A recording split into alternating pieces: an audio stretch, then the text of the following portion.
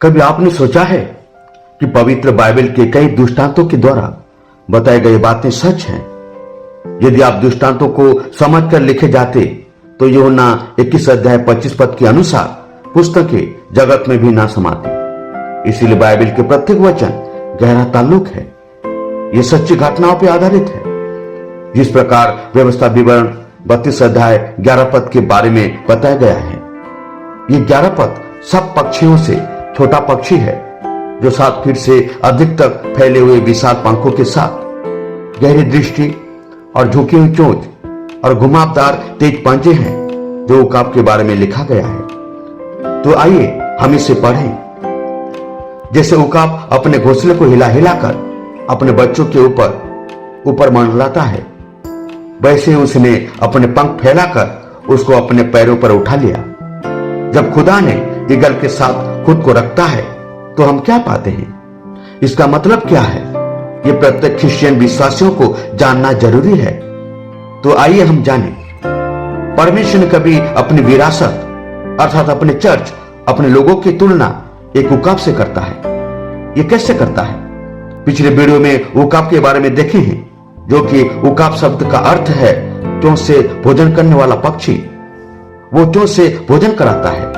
दूसरे शब्दों में वो अपने बच्चों को अपने मुंह से भोजन देता है। लेकिन जब खुदा ने उकाब के चरित्र के कारण खुद को उकाब की तरह समझाते हैं, ये एक अच्छी बात है परमेश्वर की तुलना उकाब से करना, क्योंकि खुदा अपने चर्च को अपने वचन से खिलाता है। उसका वचन उसके मुंह से आता है। मनुष्य केवल रोटी से नहीं, परंतु हर एक वचन से जो परमेश्वर के मुख से उकाब की तरह चोंच से खिलाता है, जीवित रहेगा। खुदा अपने चर्च को अपने मुंह से खिलाता है। ये उकाब की तरह ये हमारे लिए कितना सुंदर है।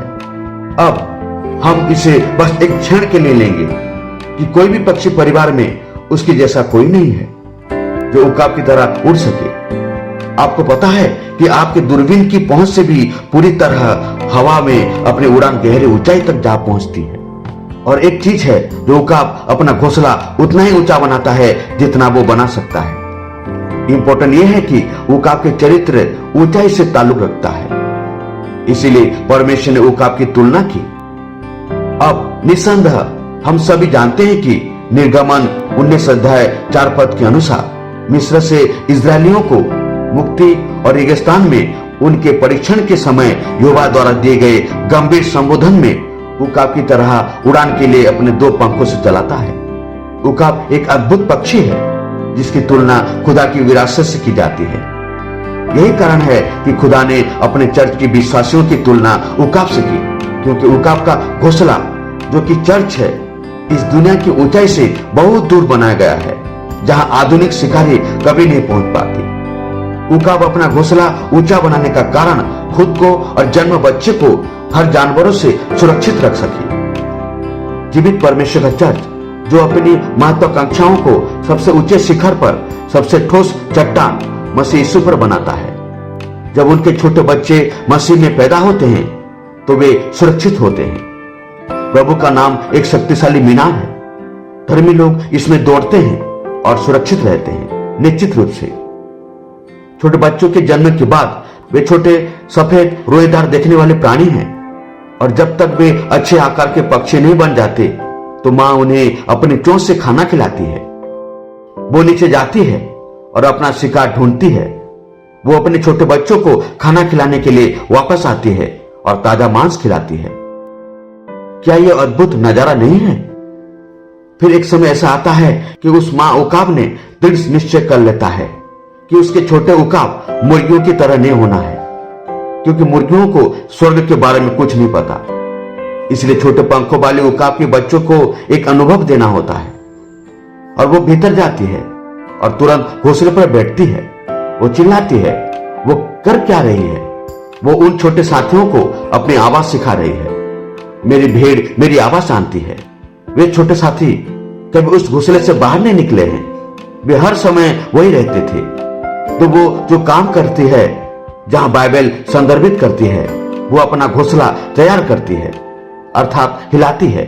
वो चिल्लाते हुए घोंसले के किनारे पर बैठती है और वो उन बड़े पंखों को हिलाती है और वो उन्हें आगे पीछे मारती है और वो उनके ऊपर से तेज हवा भेजती है। वो यह किस लिए कर रही है?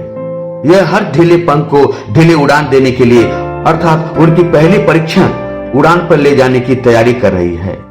उन्हें घोंसले से बाहर आना चाहिए तो वो अब है, और वे तो बड़े पंख वचन है और उन्हें वचन देती है और वचन के माध्यम से तेज हवा आती है, जैसे कि पेंतिकोस्त के दिन थे।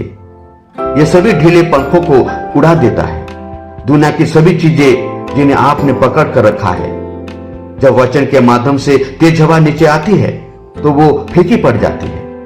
हर टाइट पंख, हर छोटे वाद विवाद, हर छोटी कट्टरता दुनिया की हर छोटी चीज को हवा के द्वारा उड़ा देता है। हर पंखों को ढीला खींच लेता है। क्योंकि उनके पंख ढीले हो जाते हैं, तब मां ने दृढ़ संकल्प करता है कि उसके बच्चे ऊपर जाने के लिए तैयार हैं। और जब वो उन्हें पंखा करती है तब वो बच्चे घोंसले से गिरने पर होते हैं।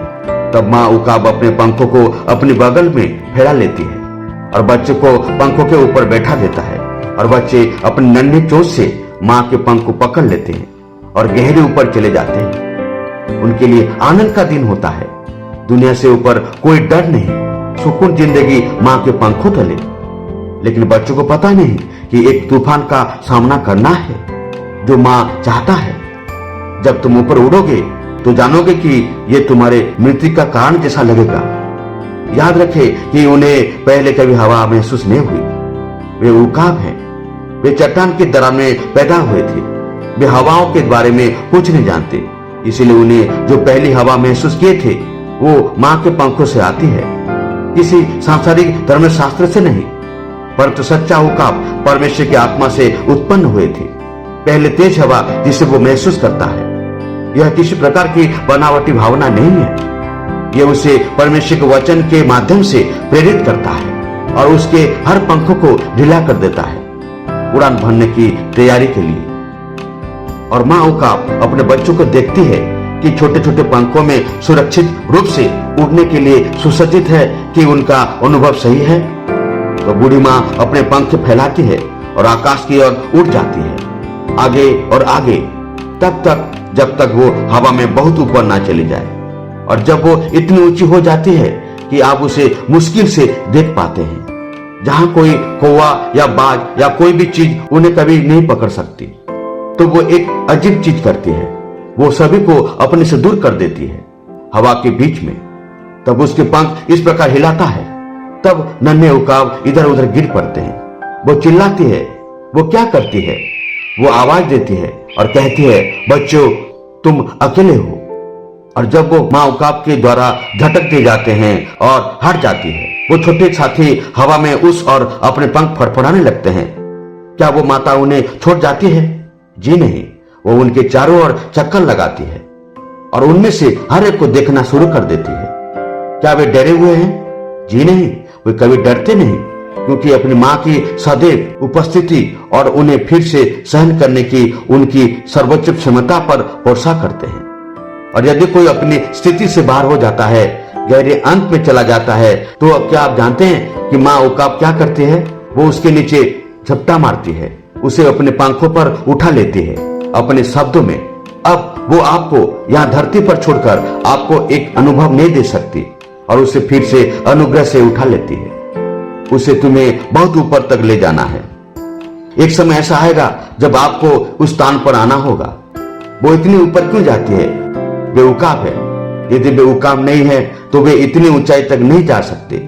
वे वहां पहुंचने से पहले ही मर जाएंगे। परमेश्वर अपने वचन के साथ नीचे पहुंचता है और अपने उकाब को पकड़ लेता है, उसे फिर से ऊपर उठा लेता है। फिर जब वो परीक्षण उड़ान के दौरान इधर उधर उछाले जाने के बाद नीचे आती है, उनकी पहली छोटी उड़ान है, तब वो अपने पंख फैलाती है और चिल्लाती है, वो इसे उठाती है। खुदा का प्रत्येक बच्चा अपने विश्वास का सामना करता है। अपनी पहली उड़ान के लिए खुदा के शाश्वत वचन को पकड़ लेता है, जिसका समय समय पर परीक्षण किया जाता है। यही कारण है कि इस ठंडे, औपचारिक तथाकथित आधुनिक धर्म के कुछ लोग उच्च और बेहतर जीवन के धन्य अनुभव के बारे में कुछ नहीं जानते। माँ ने दृढ़ निश्चय कर लिया है कि उस बूढ़ी मुर्गी के बच्चे की तरह नहीं होंगे। वो उन्हें इस तरह नहीं चाहती। इसलिए उन्हें एक अनुभव देना है। खुदा की हर शब्द पर अपनी पकड़ रखें और उड़ान के लिए खुद को मजबूत करें।